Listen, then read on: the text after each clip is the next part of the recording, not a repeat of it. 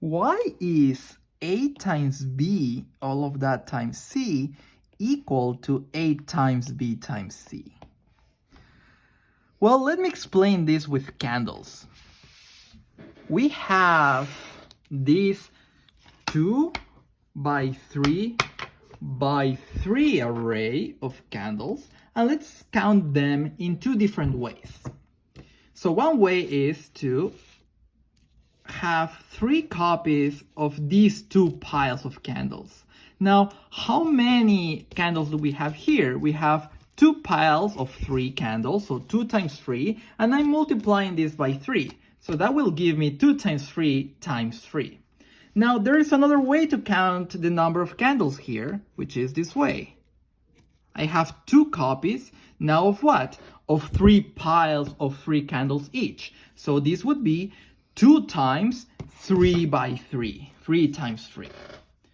And for that reason, since these two expressions count the same number of candles, they should actually be the same thing. Of course, we can generalize this with an array of A by B by C candles, and we will have that A times B times C equals A times the result of B times C. Just to give an example of this on how useful it is, let's look, for instance, at 18% of 50.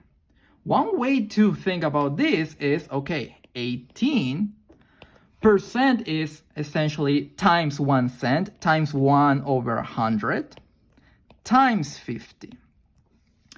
Now, if you try to multiply first 18% and then multiply that by 50, that's an annoying thing to do. Instead, something that we can do, because we just saw that this property helps us to multiply these two things first. So I have 50%, which is 1/2, and 1/2 times 18 will be 9. And this is one way to get percentages very easily.